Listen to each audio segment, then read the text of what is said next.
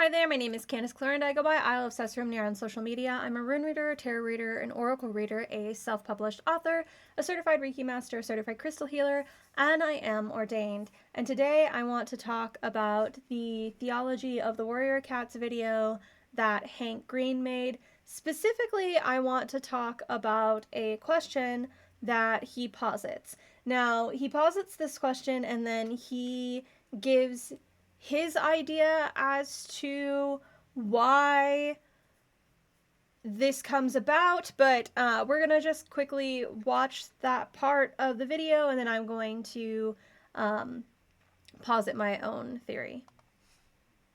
Stories that do this work well. This is just a more compelling story to me than the God thing, which just doesn't seem to be a very good metaphor for anything. But as we talked about earlier, maybe the monotheism thing isn't about a good metaphor that reflects reality. Maybe it's about a social tool, a technology that does something else. So why does monotheism actually dominate? Well, if ancestor theologies are more reflective of how people and societies actually work, then why did most of the world end up with variations on the one powerful God? So, not an expert. Control. It all boils down to control. So when we were polytheistic, it made it very, very difficult to control the masses, because the farmer over here who is praying to Demeter so that their crops will be able to flourish and so that they will be able to feed their family is not going to care about politics. And the person over here who is worshiping Freya and who is becoming this powerful witch who is performing this very sacred, very special satyr magic to be able to change the orlog of the person who is in front of them that is sick and passing away right in front of their eyes. They're really not going to care about somebody that's, in power over them. Politics are really only for the 1%. When people are in these polytheistic religions, they don't really care about who thinks that they are more important than them. They don't really care about who the 1% is. They care about survival. They care about feeding their families and being able to take care of the sick and do their everyday lives. And so it was very difficult for these 1% who thought that they were so much better than everybody else to control the population. When the people over here are worshiping Demeter and the people over there are worshiping Zeus and the people over there are worshiping Athena, their primary directive in life is to worship this deity who is the patron of their town or their city, and to make sure that they are appeasing this patron deity in order to continue to live their life in peace. And that's not good for politics. That's not good.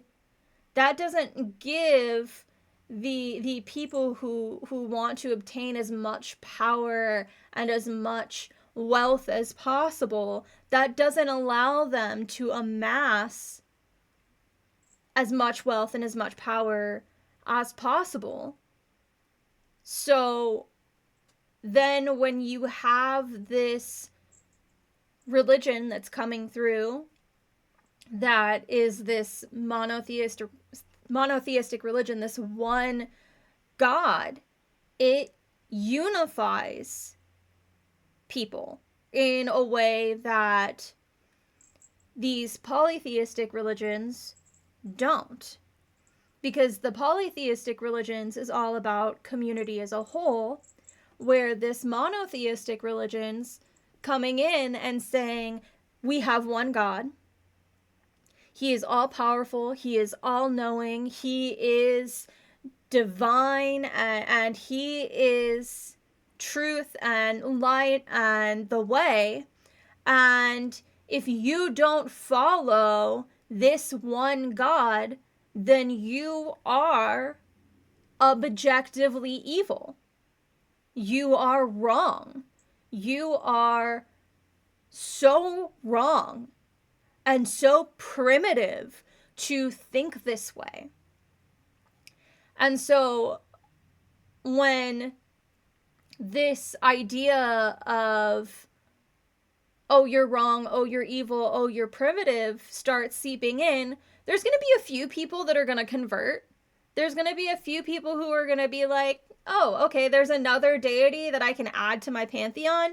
Sweet. Jesus sounds pretty neat. We'll add him to the pantheon. It's great. It's fine. It's whatever. And then when these people convert, but they're converting and just kind of adding this deity to their pantheon, and this control that they thought they were going to get isn't really happening, because instead of Jesus becoming the all powerful, Son of God, they're just kind of like, oh, okay, this is another demigod. We're gonna, sink him into our practice. He's gonna be our household deity. The control isn't there. It isn't there. So then it's not even just about morally good or morally bad. Now it's convert or die. So now these people in power, these 1%, are going in and they are saying, hey, you want to feed your family? You want to be able to have your sins absolved? You need to fight for God. And you need to convert all of these filthy pagans because they are so just backwards and they don't understand. And if they will not convert, then you need to kill them. They need to be a blood sacrifice to God, because we can't have their evil infecting our good Christian men and women. So then they go out and they're not just trying to convert in order to try to, gain numbers and have a deity that's just gonna sink into the rest of the pantheon. Now it's you will believe in this one God or you will die. And so the whole history of monotheism is about control, because once you believe that this one deity is all-knowing and all-powerful, and is, gonna give you this heaven that you're going to have for an afterlife, then you create a death cult. You create a cult of people who idolize suffering, who worship suffering, because if I suffer enough in life, then I will be rewarded in my afterlife. And so I can suffer now, and there will be these people who are chosen by God to be these mouthpieces for God that will live these great lives, these kings and these queens and these billionaires who will say that they are chosen by God, and that's why they are in this position of power that they're in. And then these people will follow them because they believe that this is how I'm going to get into heaven. And even if following this person allows them to suffer, it's even the better, because if I'm suffering, then I'm going to go to heaven. It's all a death cult. It's all a death cult that allows for control and allows for a small percentage of individuals to have this immense amount of wealth, an immense amount of power. It allows these people to be dragons while the rest of the population is starving and suffering, and it allows for that starving and suffering to continue, because that suffering is good, because it means that those people are going to go to heaven. It excuses the absolutely abhorrent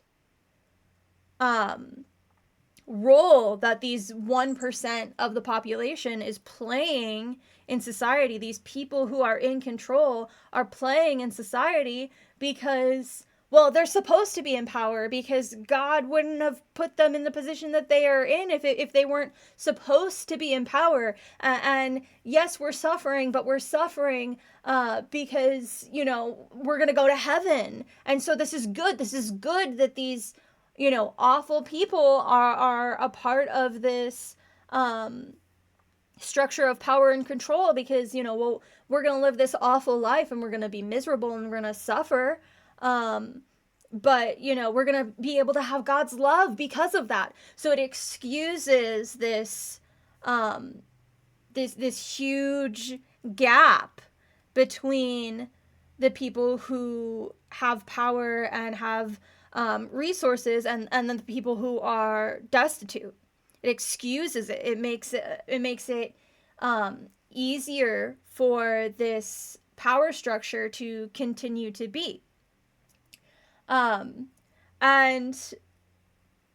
there was one point of the video where Hank talks about how well, God doesn't need to be remembered, and the ancestors don't need to be remembered. They're just, up in heaven chilling. And I would argue that that's not the case, because if God did not need anybody to know who he was in order to exist, then he would not put down rules that say that if you don't believe in me, then you're not going to go to this eternal paradise. So obviously God does need to be worshipped, to be remembered, to be known in order for his continued existence. Because if he didn't need people to worship him and to adore him and to, spread his gospel and his word in order to exist, then he would just be hands off. He wouldn't care. What would he need from the creation that he, created? What would he need from us? Why would he need this blind devotion? This just like literally he could just pop in and be like, "Hey, I'm here, y'all. Just wanted to let you know, still here. Still doing my thing. Love my son.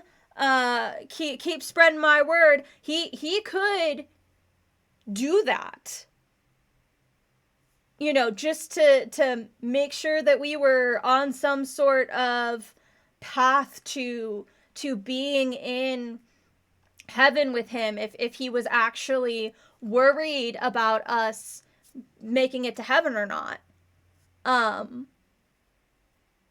But he needs us to stay alive. He needs us to keep speaking his name and to spread his word in order to continue to exist. Because if he didn't, then none of this would exist. Unless, again, of course, we're going to control. So, if God doesn't need us to believe in him to exist, And he doesn't need us to spread the word of him in order to exist. Then it all comes down to control. It all comes down to somebody, some man on earth needing that control and that power. As far as why we don't practice paganism anymore, we would still be pagan if not for the convert or die, right? And I have three examples of this, of what paganism would have looked like had we been able to just continue on being pagan, without this very real threat of, if you don't convert, I am going to annihilate you. So we see this firstly, I'm going to go from like the most modern context with the saints. Okay, so all of these saints that we have in Catholicism, a lot of them were deities first. So, if Catholicism did not have the undertone of control, this need to control the population, and to allow this 1% to continue to stay in power, then we would have something similar to the structures with the saints. So there's all of these saints. So like Saint Bridget, Saint Eric, these are all deities that were turned into saints. So Bridget is the Celtic goddess Bridget. Eric is Thor.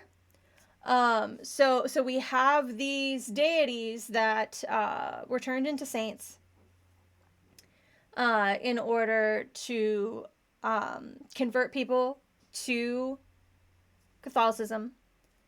And that's why Catholicism is like the most pagan of all of the branches of Christianity. So we would have had something kind of like a saint situation, where all of these deities come together, and they take on some sort of umbrella, like religion.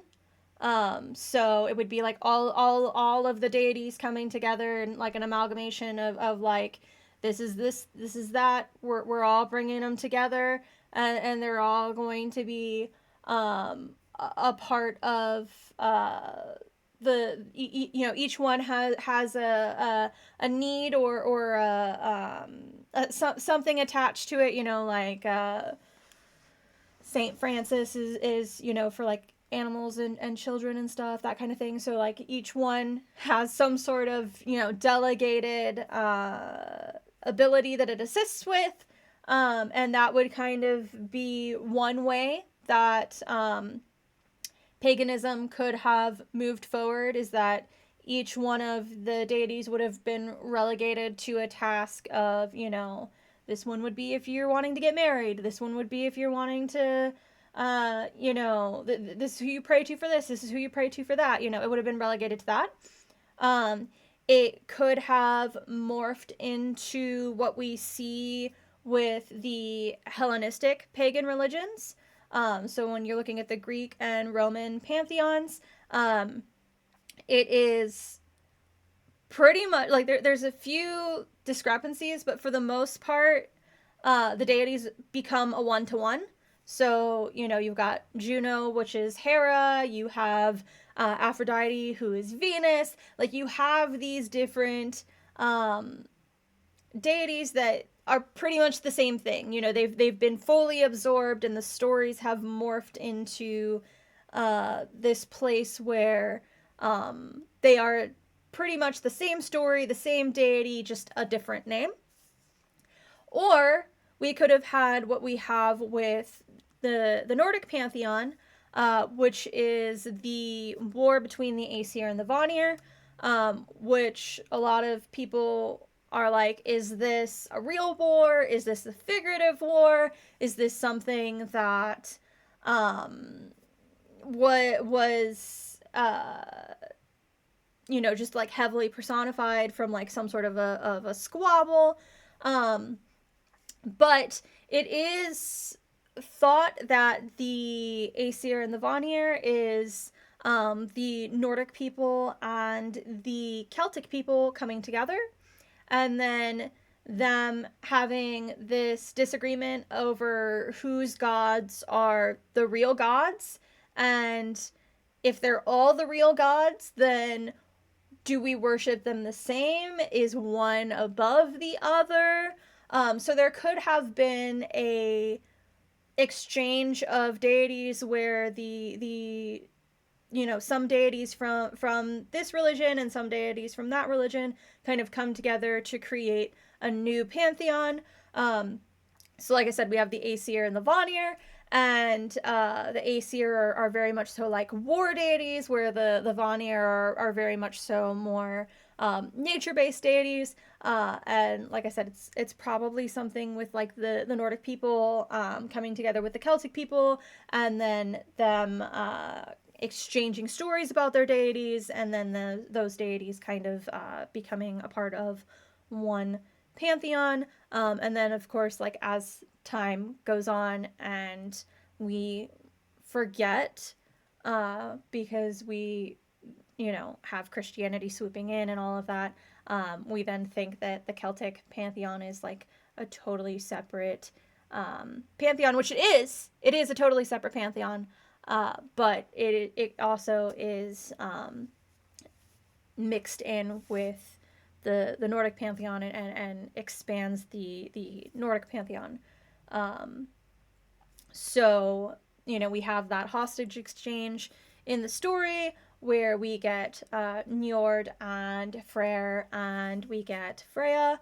And then Freya becomes such an important part of the Nordic pantheon that not only is she just like super revered, but she gets half of the noble dead, which is half of the dead who die in battle and are reaped by the Valkyries. And so she gets first pick. So she is not only like equal to Odin, but she is so revered that she gets first pick. And being a part of the noble dead is not the only way that you could make it to Freya, but it is generally thought to be the only way that you make it to Odin. So if you want to make it to Valhalla, you have to be a warrior, and you have to perish on the battlefield, and you have to have not been chosen by Freya. And there is a lot of literature that we have that would account for mental health battles, that would account for heartbreak, that would account for you know the extreme devotion of Freya, that would put you in a place of being chosen to also go with Freya as well. So if you are somebody who believes that children who perish of cancer should be in Valhalla, I would really like to divert your attention to Freya and her place in the pantheon, because a child who lost a battle like that would be much more likely to go to Freya than to Odin.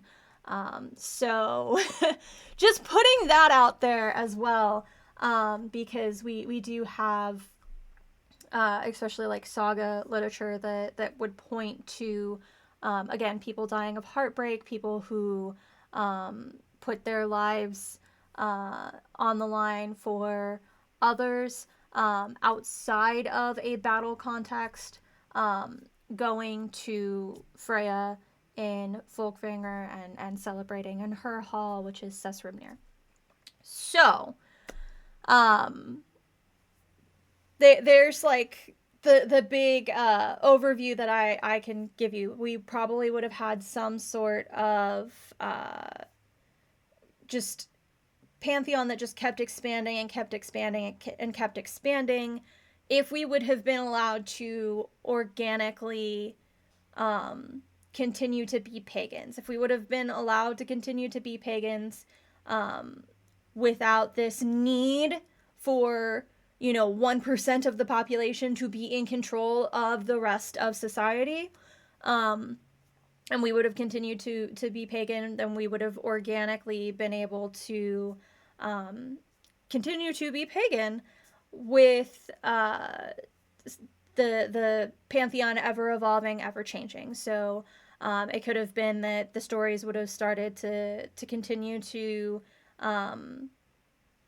become relatively the same story, and we would have had a Greek and Roman situation.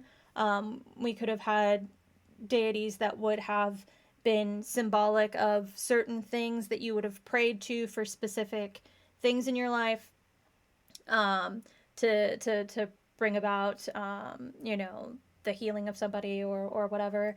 Or we would have continued to have a vast, ever growing, ever expanding pantheon where we would have had multiple deities with multiple deities with the same kind of abilities. That would have been, different names and different stories. And like I said, the story would have continued to expand. The pantheon would have continued to expand.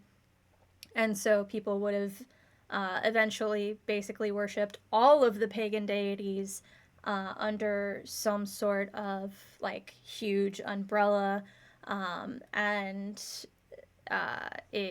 there would have been some sort of agreed upon creation story, and there would have been some sort of a agreed upon end story. And there's a lot of creation stories and a lot of like end time stories are very, very, very similar.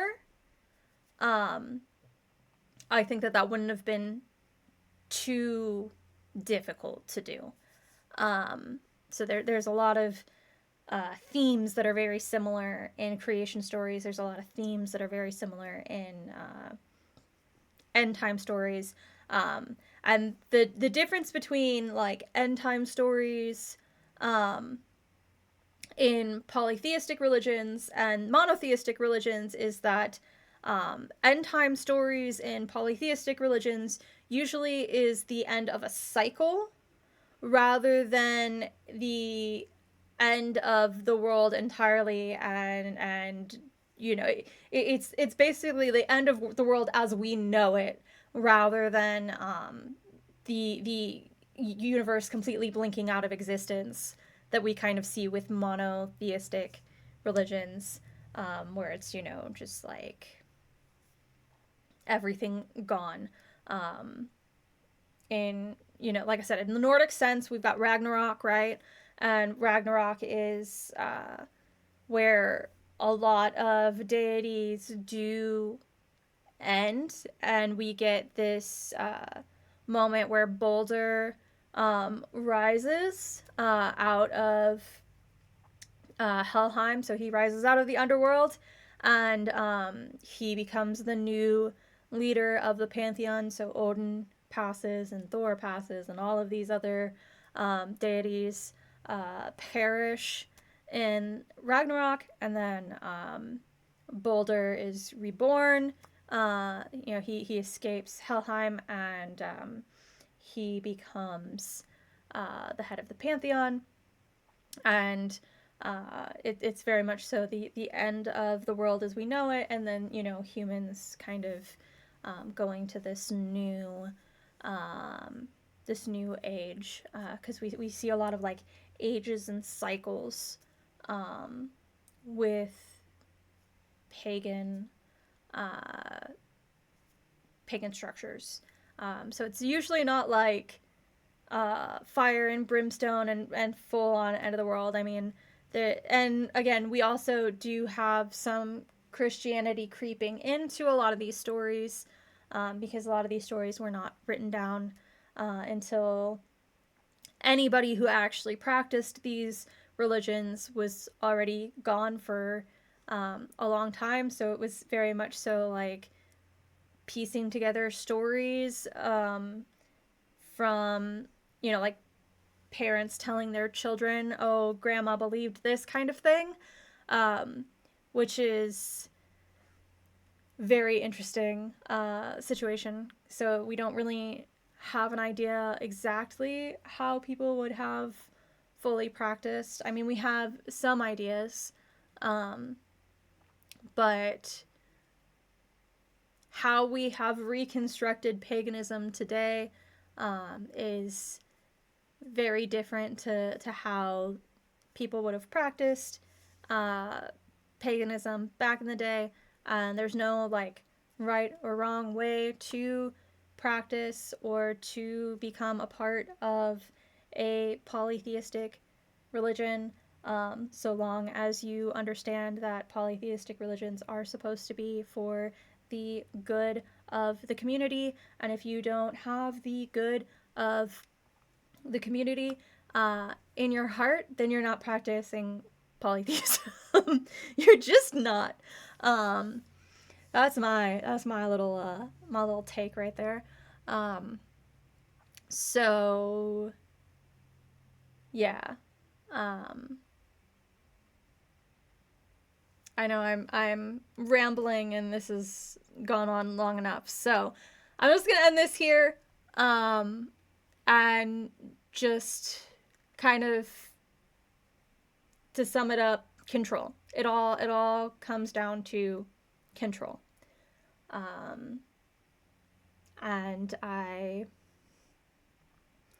think that we would have a very different world today if there wasn't this need, want, and desire for a small amount of people to have control of, all of the resources. It's not great. It's not fair. It's not right. And it's not what paganism should look like.